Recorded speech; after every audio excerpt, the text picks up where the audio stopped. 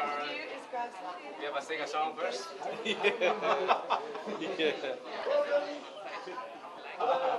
I'm David Gurteen. I think one or two of you know me, but clearly not everybody. And I run these knowledge cafes in London. And I'm Raksha, Sukhia, and I've done knowledge cafes in a variety of different contexts for many years. And I live in Singapore at the moment, do knowledge management work there. what we're going to do this evening together, and we haven't done this before together, so no, we it's haven't. could be fun. No, it will be fun. It will be. I want to just explain a little bit about what the cafe is about, a little bit about the background, a little bit about the way, in particular, that I run them in London. And cafes can be run in many different ways. And Raksha has got her own experiences, and she's run them herself in the past. So we're going to give you kind of a complementary view and a complementary perspective, I hope, on cafes and what they're about and how they're run. David, should we get a show of hands as to who's been in a knowledge cafe? That's a good idea. Let's start with that. Anybody been in a cafe before? Anyone actually been part of a knowledge cafe in the past? Many times. A knowledge cafe. Knowledge cafe. 50 different replies, and maybe at least 10 or 20 different perspectives as to what it was. We've all got different ways of seeing the world. And the cafe is much more about listening than talking. It's not about debate, it's about dialogue, it's about conversation. That's fundamentally what it's about. And I'll come back and I'll explain the process in a moment. I like to think of them, they can be done in a variety of different ways. But the reason I really like knowledge cafes is because for me it is the knowledge ecosystem in the room alive. It's coming alive, and what we're seeing in a cafe, regardless of how it's structured or what is knowledge creation. It is the sharing of knowledge, it is the creation of knowledge. And that's why I really like them. And I think it's done through, as David said, conversation. And that is really a very powerful way for people to share knowledge. We remember the stories people tell us. We remember the knowledge, the anecdotes, the stories that people tell us, and we build upon them as we continue. So as far as knowledge management goes, in terms of talking about knowledge management, we're creating that body of knowledge in this room today. And as far as the process, Well, before we come to the process, let me just a little bit about how I came to run cafes myself, and what drove me to do it. If I go back about 5 years now, I used to go up to London once a month to attend something called the Coffee Machine. A little similarity here. And basically it was a knowledge management talk that was given by the City University Business School, about once a month. And they would invite a guest speaker. And at the end of the talk, we would go down the pub afterwards, at the end of the session. Now, what tended to happen, if we had a good speaker, it was a good evening. But sometimes, unfortunately, a lot of the time, it wasn't that the speaker was particularly bad, but they never allowed time for conversation or questions, interaction. There'd be lots of PowerPoint slides, and no time for questions, no time for interaction. And what do you think was the best part of the evening? Discussion. The discussion down the pub. In the pub. So I wanted to do something a little bit different. And so I started to run my cafes in London, and very similar, they'd run for about an hour and a half, the same length of time, and we'd also go down the pub afterwards, but I'd say to the speaker, basically two things. No PowerPoint slides, and you only get to speak for 10 minutes, on the basis that they would speak for 20 probably, anyway, because very few speakers can speak for only 10 minutes. And the idea was, and this is, I'm kind of introducing you here to the process here, is that the speaker would speak for 10 minutes, pose a question, an open-ended question to the audience. But typically one question, maybe two interrelated questions. And then we'd be typically sitting like this in groups of 5. There were about 5 or 6. If we had an hour left, 30 minutes would be given over to conversation in the small groups. So you'd have a conversation in groups of 5 or 6. And then we'd come back together not to report back in the traditional way that you might be familiar with, where one person stands up and reports back from each group. Because often when that one person stands up, they don't report back what was discussed in the group. They report back their own particular view. What I would try to do would be to get a whole group conversation amongst everybody, which is not always easy. So for the last 30 minutes, we then have that large group conversation where everybody shared their views and perspectives and their insights from the evening. And the process is as simple as that. There's a variety of ways that it can be done, but it's pretty much as simple as that. It is facilitating conversation. And that's pretty much what we're going to be doing tonight. Do you want to go straight into it? Let's go straight into it. Okay. Actually, what I meant to do... Yeah. One thing we did want to do is we're getting people together in groups of 6 here. We're trying to get people in clusters of 6, but we'd like it if you could possibly get up and sit with people who are not people you've already interacted with earlier today. So if you're sitting with a group of your friends, a group of your colleagues, people you know very well, switch your seat for a minute. Let me give you a theme for the evening. And what I'm going to do, to save a little bit of time and give you a little bit more time for conversation, is to go back to Carl Eric's talk this morning on the barriers to knowledge sharing. I'm sure all of you were there. Let me just remind you of those barriers, because in fact both of us wrote them down, and we did a little bit of collaboration to make sure we had the complete list. These were the 10 barriers that Carl Eric mentioned this morning. A silo mentality. These are the barriers. These are the barriers to knowledge sharing that Carl Eric talked about this morning. A silo mentality. Knowledge is power. Lack of knowledge sharing processes. Insufficient time allowed. No knowledge sharing by senior executives. Senior management don't walk the talk. Poor IT systems. Lack of encouragement. Bureaucracy. And last but not least, resistance to change by management, and I suspect also by other people in the organisation too. Now, if you think about it, there are many more barriers to knowledge sharing than just those few. So, would you like to explain how we're going to continue? Sure. And there's concrete examples and there's stories that we all have to tell about these and others. So what we're going to do is give you all, in your groups now of 6, 20 minutes. And we're going to be clapping very loudly since David forgot his whistle. To stop you all from your conversation in 20 minutes. So warning, we're going to do it. And ask you to switch groups. And then we're going to build on the conversation from there. So right now what we'd like you to do is to talk about barriers to knowledge sharing.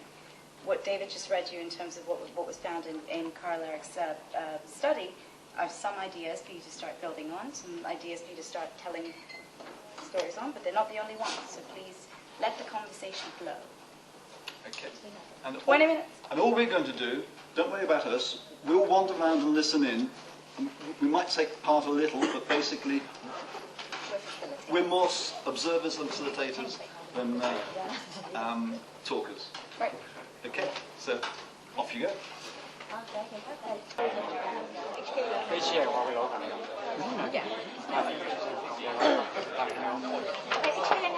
Common base, so I use it as an excuse at the moment. So, what is the barrier for knowledge sharing?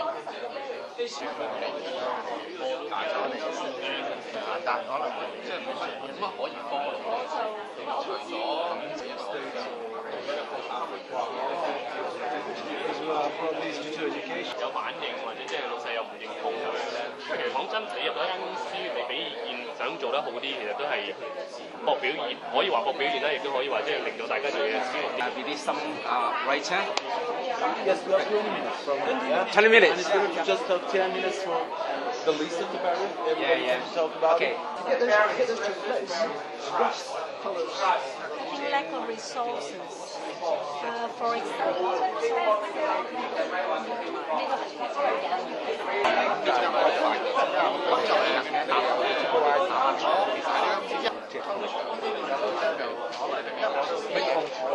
a small company and we do a lot of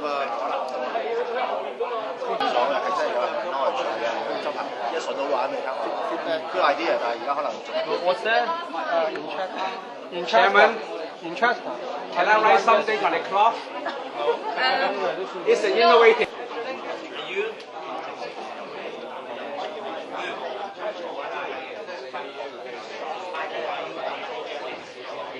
organizational projects. And the point we use from information ecology, I don't know if you're... I think that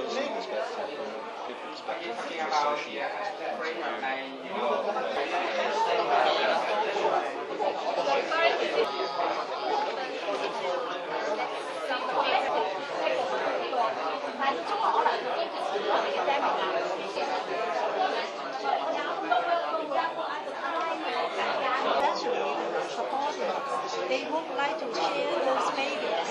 They would like to use something like something about the culture, it's about the mentality and intelligence. Intelligence, Okay, intelligibility. If somebody go there, it's not working out. But once we change the dialogue, then I understand. Then that person is easy for me. Of course, I have to hear his voice. Okay, everyone. okay, Ladies welcome and back. gentlemen. Hello. Okay, what we're going to do now is we're going to switch. We're going to ask you all to go to a completely different part of the room and switch around and make sure you're not sitting with people who are the same people in the group that you've been with before. And what we're going to ask you to do there is to share some of the thoughts and ideas that you've discussed in your previous group with the new group that you're sitting down with, and to start to discuss some of the ways that you might or you've seen people try to overcome some of these barriers to sharing. So share some ideas and thoughts around what you've seen as these barriers to knowledge sharing and how you might overcome them, or how people have, how you've seen them done with a completely different group of people. Okay. So let me add one thing. We're not asking you to write things down necessarily or come up with one particular answer. The real thing is about the conversation. That's the essence. So if you want to write things down or order things, that's okay. But you haven't got to. Narration. It's not what we're asking you to do. Okay? So, all change. Physical change.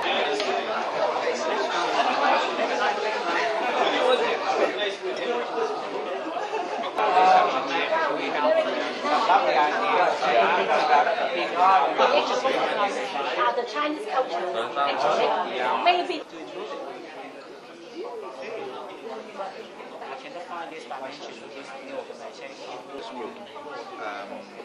We actually quite emphasize on people's communication skills. People tend to want to have some sort of vision or some sort of barrier of planting, some sort of... Yeah, if you're a company accessing consultant and you're walking the talk, if the married, not just sharing for the sake of sharing, but to do something. I think if we cannot got the support from the top, we'll have everybody successful. we have storage pub, all the paper pub. Ways of doing things better. Well, everybody's got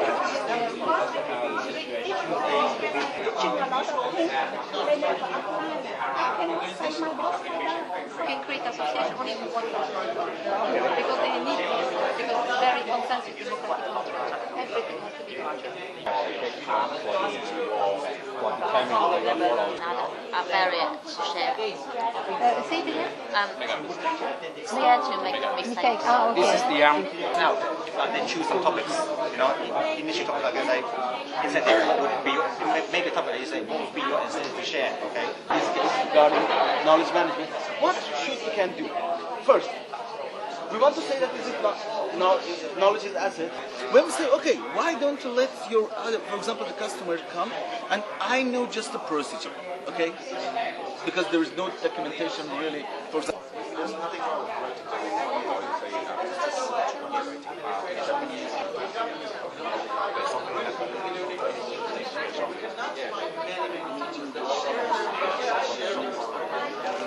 information still limited to others. Because if we want to have a sort of a whole group conversation here. Are you listening over there? We want to have a whole group conversation. So if you could kind of put your chairs together more into the centre here a little, so that you can see each other, and maybe at each end of the room can hear each other. Come in a little here. I don't want you to sit right in the centre. Let's have you report back to us. We're not looking for you to report back, but we're looking for you to have a conversation with each other. I know it's a little difficult in a large room with these numbers on the pillar, but let's just see how it works, okay? We've got about 20 minutes. Normally we would take a little longer, but we haven't got as much time maybe as we'd like here. No, yes, oh yes. So what we're looking now is for you to talk about what you've been talking about at your table. So to share insights, to share views, etc. So I'd like to call on one person to start the conversation. For people to have the the incentive to share. All right. So conclusion, a little bit of our conclusion is that the trust between, all the parties is really important. All right. I cite the team with an example that I observed in my consultancy in China. Is that in China, many factories that we put forward fines for frontline workers, $10 fine, $20 fine, $50 fines for whatever mistake they committed. My interesting observation, well, don't forget Singapore is a fine city too. And I believe that that is one of the reasons that Singaporeans are very creative. All right? Well, because it's similar to my example, my observations. Is that because of all these fines, all these fine line workers, whether they intentionally or unintentionally made a mistake, all right, they kind of fine. But with all the monthly salary of a fine line worker, if you fine them $50, it's almost 10% of their monthly salary. So if they commit a mistake unintentionally, they want to stay away from this fine. Very much like Singaporean, if you commit a mistake, you want to get away from the fine. All right, so with all this system the management put together, gradually, without putting another system in place, frontline workers started to share with each other how to hide this mistake. All right, automatic. All right, they share actively, they help each other to hide the mistakes. So there's a lot of knowledge sharing. I believe this story has a lot for us to learn. How to make use of all this creativity, as well as all the motivation to share. In the other way around. Who wants to comment on that? Any thoughts? Do you think they are sharing the correct information? Away from the funds. all of us come from different fields, so maybe some idea is belong to my knowledge, but my knowledge will become others' data because our field is different. So we can share our knowledge. Maybe we just share a little bit, but we will consider some key point because that's what I am very important. So maybe we will share some information, share some knowledge, and that knowledge will become others' data. And my knowledge is other data, and others' knowledge is also my data. After I collect so many data, that will become my information. And after I collect so many information, that will become my knowledge. And after I collect so many knowledge, that will become my wisdom. If they are become my wisdom, I can any question and I can answer any question in my mind. Thank you. Conceptual framework in our groups, and the way in which we have put words and hang them together in a sentence, semantically speaking. And we discussed that the way in which employees and manager connected together, this conceptual framework has to be taken into account in order to, it has to be overcome. And it can be regarded as a barrier which could, through the relationship, there is some kind of misunderstanding which is going to be happened and taken place. Yeah. And apart from conceptual framework, it was personal value and characteristics, organizational culture, and conceptual framework in a broad sense can be considered as a kind of communication and communicational skills, which has a crucial role in the relationship between the staff and the manager, and to convey the ideas and message and so on and so forth. That's what we were discussing about. One group, yeah? There's a paradox here, I think, that maybe always I'm thinking about it, that if the knowledge is asset, we're talking about knowledge-based economy and say that knowledge is asset of organization, that really we want to share it or no. If it's asset, really we don't want to share it. If it's my asset, then I don't want to share with him. But with, there is individual aspect and organizational aspect. When we're talking about organizational aspect, it's okay, everybody wants to share, the manager, maybe the leadership wants to, share all the knowledge inside the organization. But individually, I think that nobody likes to share his knowledge, Yeah. Because if it's my asset, and when we are talking about inter-organizational relation, about, one organization don't want to share its asset with other. Maybe you talk about the new paradigms. There are many takes about the new paradigms and talk about the industrial age and the difference between the asset in industrial age and modern and postmodern age, something like this. But again, I think that nobody likes to share his assets, really. And this is maybe an important point that we should be considered when we talk about the knowledge management. And it's a kind of paradox that we should solve it, when we're going to the organization. And we have many, many problems like this because we have a company, consulting company in our country, and many clients, manufacturers, companies, other companies in many areas. And when we start talking with them, they say, okay, why I should, share my knowledge with somebody else, with my colleague? Then he's work in a competition, especially in. Okay. Yeah. Okay. In other words, it seems that we are faced with a dilemma. Whether or not knowledge is private or collective has to be discussed and talked about. If it's an asset and I ought to share it with others, shall I regard it as an asset? If this is not the case, how can we talk about the collectivity, if you like, of knowledge and its intersubjectivity? That's a dilemma which seems that has to be at least taken into account, and we have to try to give a plausible account of how we can resolve the dilemma and contradiction. Let me say something here.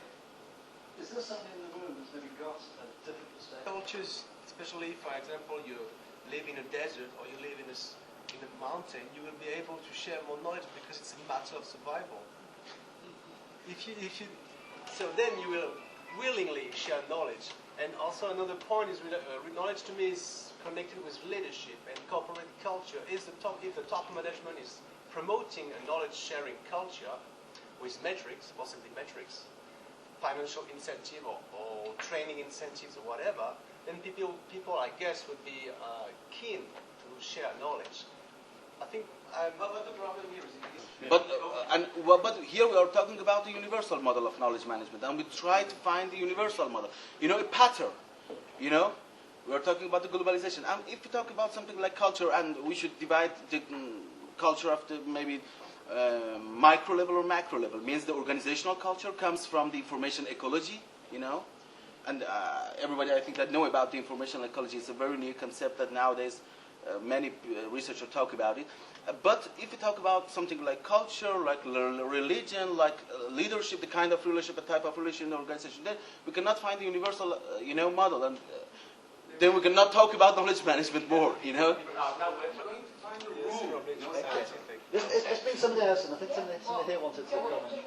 There's no universal golden solution to knowledge management. And from what I'm hearing, where you're coming from, you're talking about knowledge in a certain perspective in a consulting service area. I'm also a faculty member of university, and consulting, consulting company for some. How I would see knowledge in exactly that particular context of consulting service would be going to a more experienced person within an organization saying, this is the client, this is the situation, what added value can you provide? And that's the knowledge there. And it's not so much the senior manager or consultant that case actually dumping his knowledge on the table. He's actually embellishing what you already have there and through his experience. We have all experience that we're talking about it, but because we have many experience like this in many company. Okay, when we go there and say, okay, just the barrier is it's a physical barrier. Yeah? It's a physical. But when we were talking, really, when we go to for example, some company, I want to talk about knowledge management, everybody say, okay, it's very nice, very good. But really, the colleagues don't want to share their knowledge. Believe me. It's dependent on culture. I'm agree with our friend. It's dependent on the culture. It's depend on many things. It's depend even in the kind of organization.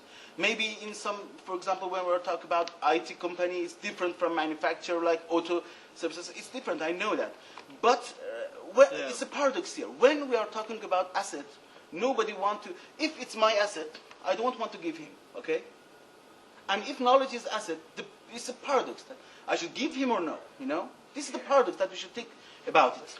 Regardless of its context dependence. It is something your insight, right? Your knowledge. When you share to me and then with the audience, you still have your knowledge there, right? I know that. So that's a little bit different from tangible asset than intangible asset. I know it, but again, give him, then there's no advantage for me. Yeah. Just go ahead. Sorry, it's not my idea. Discuss sometimes about knowledge sharing. You're right. A lot of people feel warm and fuzzy about sharing knowledge is wonderful and so on and so on. But some people do share. But like you said, knowledge. How you can? Because you said if you see that knowledge is an asset, so I don't want to share it. But you are the one defining. This is my asset. This is my knowledge.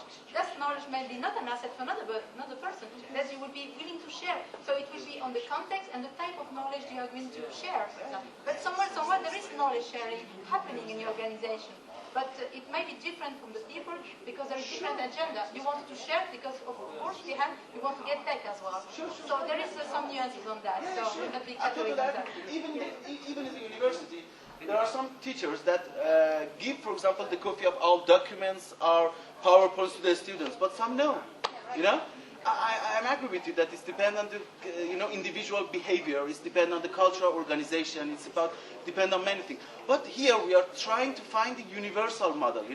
The problem is when we are talking about the scientific method should find the universal model. We're just talking about this problem. I'm not talking about myself or my colleague because we share our knowledge together. But I'm talking about out of here when we talk about the real organization. Regardless of its context dependency, that's the whole point. Regardless of its context dependency, what sort of account can be given with regard to asset and knowledge sharing? That's the whole point. Suppose that you want to abstract and give a model according to which you can talk about an organizational asset and so on and so forth. Exactly, because the academic have been working on that, for example, 10, 20 years, trying to define a generic model that can be applied for many types of organizations. And so far we don't have a generic model. Clearly this is one of the issues that we do see in terms of knowledge sharing. I think it's about how you, in terms of some instances, how you view it as a viewpoint of the culture of the organization. We had a second conversation as well, and it was around ways to overcome some of these barriers. And we're starting to have a little bit of that conversation now, but I'm wondering if anyone else in any of the other groups has any thoughts on that. Go ahead. In our group, we were talking about communication skills and how important they are. And somebody said that when she was asked what are good communication skills, are that you are good in expressing your ideas so that the others understand it. But finally we ended up that that's not at all communication skills. Communication skills are that you are able to express yourself in the way that the other one sees you as a person who's easy to approach, so that he or she answers to you so that you can start to interact, because that's communication, it's dialogue. And we asked that who was the best lecturer today from this point of view? Who was the person that would have been easiest to approach? Who had the best communication skills in that sense? And it was Karl-Erik Sveivi, not Snowden. Snowden had all his talents, excellent English, Wales excellent English. He knew things better than we do. Why talk with this guy? Because he knows it already. He doesn't want to listen to me. Whereas Karl-Erik Sveivi was a little embarrassed, looking for words, English second language. It would be very easy for me to communicate. I don't know whether you agree with our to add? Let me just ask a question there. How would you encourage people to be more communicative, more open in the way that you... You probably noticed I have the problem that I have lousy communication skills. So I try to be as humble as possible. Little like I don't know whether this is the idea. I have been starting to think to this direction. What do you think about it? Not the way I behave. But I would say it's like more Scandinavian approach. I don't know, because I'm working as well in Norway, and I find, for example, the communication in Norway, or at least in Sweden as well, compared to other southern countries, for example, it's completely different. I mean, when you have a manager in Germany, it's like that, so communication one way. While in Norway, for example, it's more like consensus democratic. So in the way where you are talking, you always try to ask the other one, what is your opinion on that? And then you have a message to tell, but first you listen. This is the way how they communicate. So there is as well the culture, Scandinavian and other countries. You know a company called Nokia? Yeah. One of their values is humbleness. They don't want people who are too self-confident, because that will block information flows. But this is the opposite, for example, American model, for example, where people, you have to be confident, you have to progress. So is that the answer? You need to destroy people's self-confidence. Why? Hey, who is self-confident? I think that's Snowden. When he's looking at the mirror. There. I think he's not the most self-confident of those people. He has to hide something. That's right. Does anyone have anything more? Yeah, I would like to ask people here, because you have different background and different, I think coming from different country. Because we say that some company, they say, okay, he used the stick. We have the stick and the carrot if you want to motivate people to share. He used the stick, for example. He gave an example of the stick. And the carrot, what would make you actually sharing knowledge, for example? What type of incentive would you like? Would you think that will change your approach? I'm just challenging you by this question. Who? Let's do a little vote. Who says money would make you share more? What about the threat of the fine? Stop.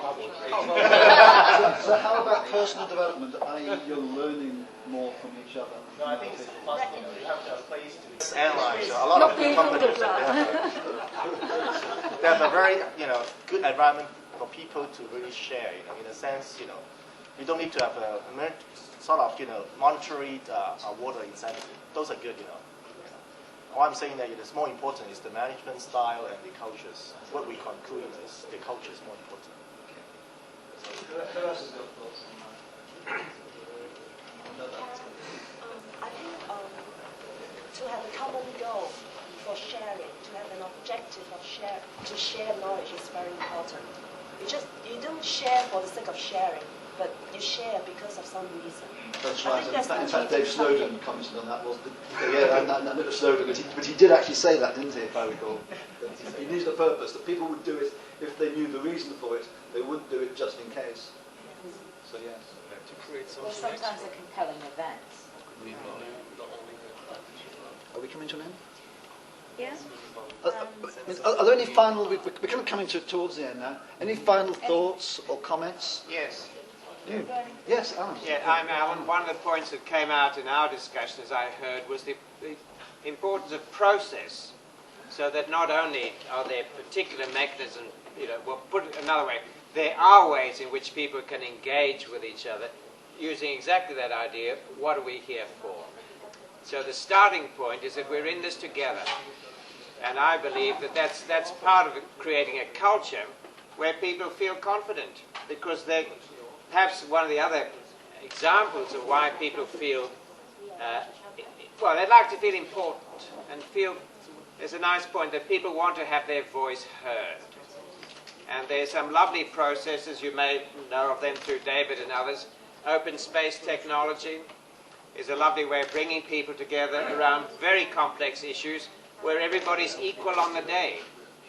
And that makes a huge difference as to what they're prepared to contribute. So maybe that's part of it. The process itself is important to think about when it comes to communication and encouraging people to communicate well. Yes.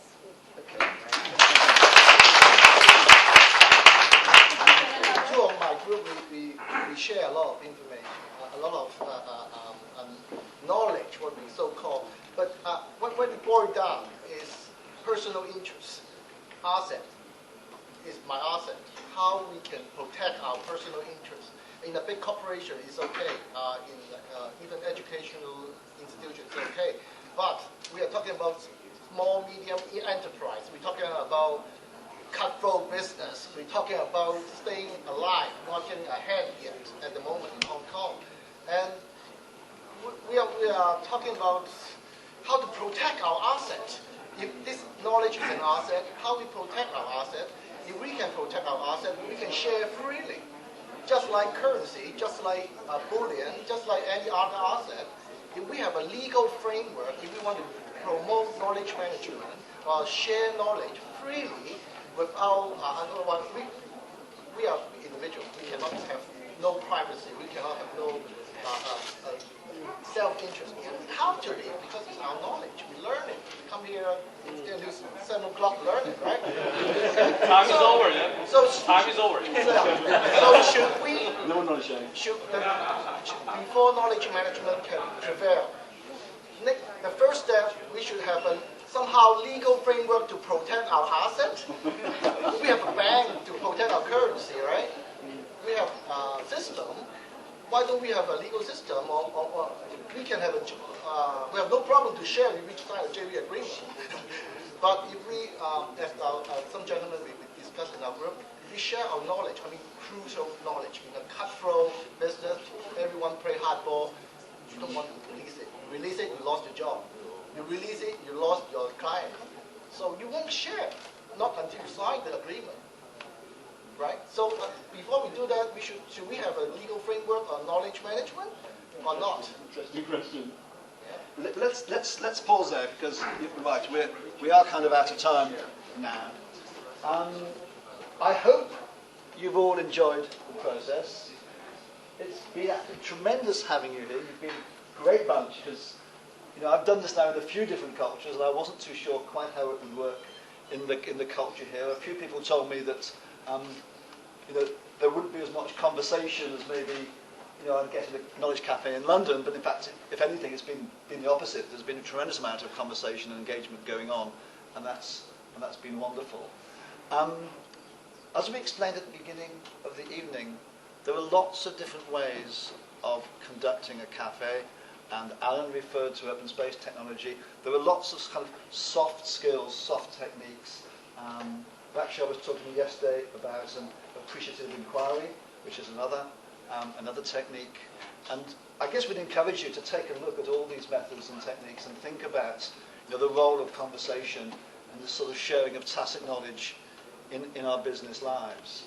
And if any of you want to know more, actually, probably the easiest thing to do, if you just maybe left a business card, then we could send you some more information about about cafes and about the various techniques.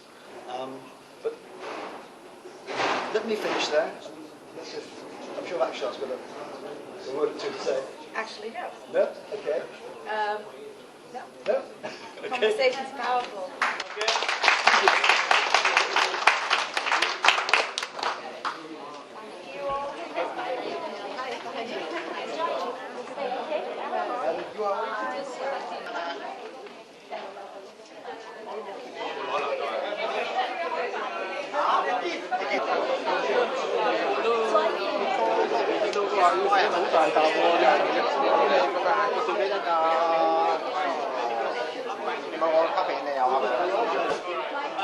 Unfortunately, this is already a couple of months. Not today. Thank you. Thank you, Dave.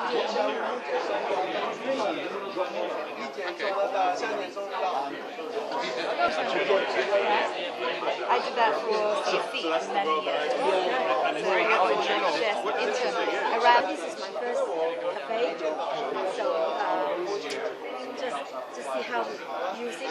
It's a comparative case study of the public sector really project. Case studies. Yes. And